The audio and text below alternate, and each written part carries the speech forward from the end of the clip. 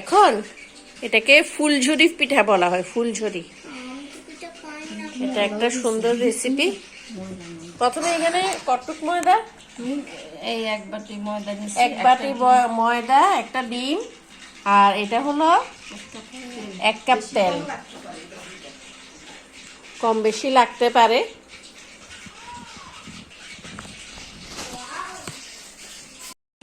Hello, সবাই কেমন আছেন? আজকে আমি আমার বোনের বাসায় বেড়াতে এসেছি। সে ফুলঝুরি পিঠা বানাবে, আর এই পিঠাটা ও অনেক ভালো বানাতে পারে। তো সেজন্য আমি চিন্তা করলাম আপনাদের সাথে এই রেসিপিটা শেয়ার করি। তো এখানে ময়দা নেওয়া হয়েছে, আর এখন পানি দেওয়া হচ্ছে, পানি মিশানো হচ্ছে। পানিটা আস্তে আস্তে মিশাবে, আরো পানি লাগবে। লবণও দেওয়া হবে, সমস্যা নেই, লবণও দেওয়া দিবে না? লবণ, চিনি।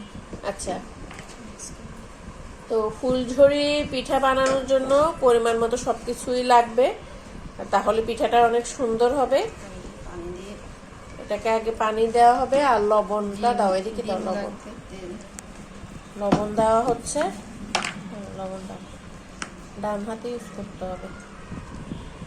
তো এখানে একটা ডিম, আর এখানে তেলও রয়েছে। দেখেন তেল, এখানে ভালো করে ময়দাটাকে মিশাচ্ছি। পানি আর লাগবে, ময়দা যখন মিশানো হবে তখন লবণ দিব। এখন এখানে চিনি দেওয়া হবে, আর লবণটা আমি কি দিব, লবণটা পরিমাণ মতো দিয়ে দেব। চিনি দিয়ে দেওয়া হচ্ছে।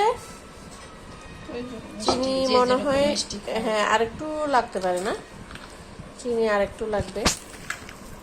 আর এটা থেকে লবণ পরিমাণ মতো লবণ দিবে, যেভাবে লবণ অবশ্য এত বেশি দেওয়া যাবে না, মিষ্টির ভিতরে লবণ অল্প দিলেও হয়। এটা ভালো করে একদম যেন দানা দানা না থাকে সেভাবে করে নাড়তে হবে। নাড়ার উপরে পিঠাটা সুন্দর হবে। এখানে তো কোনো গুড়ির চাল নাই না, চালের গুঁড়ি।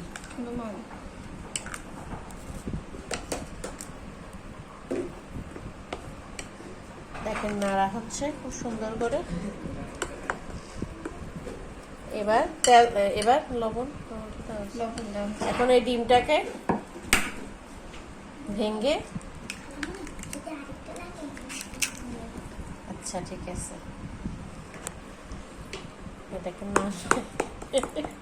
দেখেন ইচ্ছা করলে আপনারা 2টা ডিমও ইউজ করতে পারেন, না 2টা ডিমও দিতে পারেন।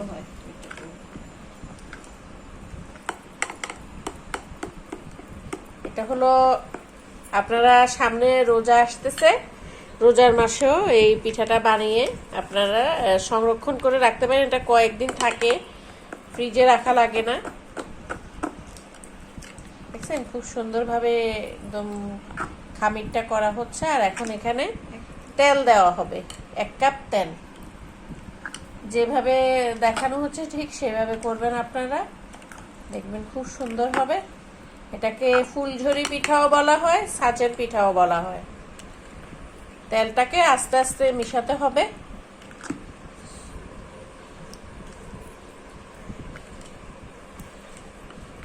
মনে হয় আর তেল দিতে হবে না, হুইক্স দিয়ে, হ্যাঁ দিয়ে একসাথে পুরো লাগবে, বুঝছে?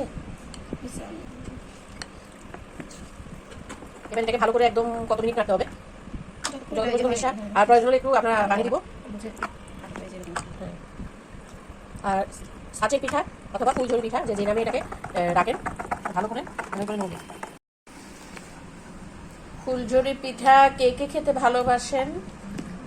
সবাই পছন্দ করেন, আমিও পছন্দ করি, আর আমাদের পরিবারের সবাই খুব পছন্দ করে। এই খামিরটা রেডি হয়ে গেছে। দেখেন এইরকম একটা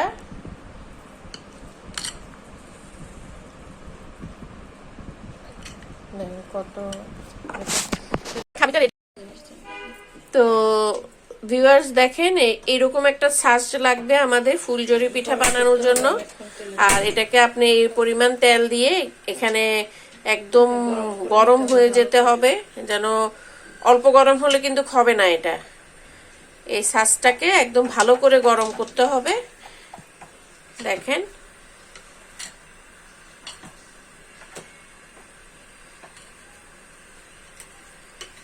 এটা একদম এই হিটে দেওয়া হয়ে গেছে। একটু গরম হলে আমি দেখাচ্ছি। কিন্তু একটা কথা, প্রথম পিঠাটা একটু ভালো আসে না, সেজন্য প্রথম আপনারা ঘাবড়িয়ে যাবেন না। এইভাবে করে নিয়ে এখানে প্রথমটা একটু হবে, পরের গুলা কিন্তু সুন্দর হবে। একটা চামচের সাহায্যে এটাকে এভাবে করে নেড়ে আলগা হয়ে যাবে। চামচও লাগে না যদি, এই যে দেখেন এটা নাড়তে হবে, এটা একটু সাইডে দিয়ে রাখতে হবে। একটা একটা করে পিঠা এভাবে ভাজা হবে। তো পিঠাটা হচ্ছে, ভালোই হয়েছে। এবার দ্বিতীয়টা দেওয়া হবে। প্রথম পিঠাটা এত ফিনিশিং এত সুন্দর না আসলো, পরের গুলা ভালো আসবে। তো দেখেন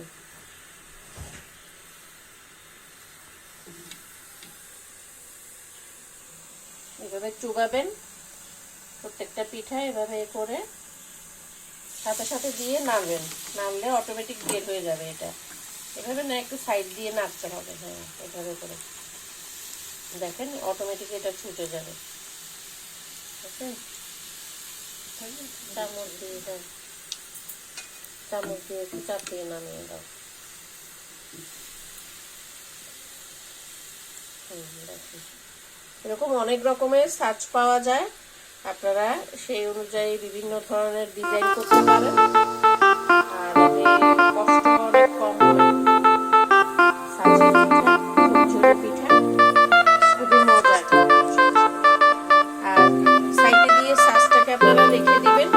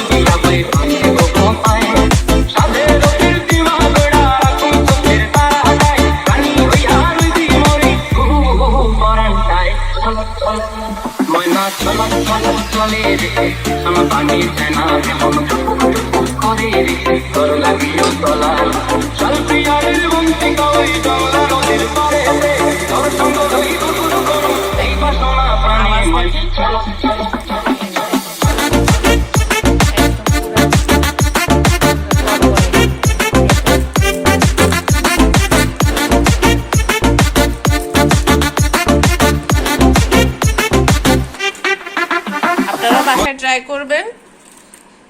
এই যে দেখেন মচমচে পিঠা, ফুলঝুরি পিঠা নিমিষে বানিয়ে ফেলুন। ফুলঝুরি পিঠা খাইছি আর পিঠাগুলো আবার আমাকে জোর করে দিয়ে দিতেছে। আমি বাসায় যাবো সেজন্য। না গরম, এটা থাক,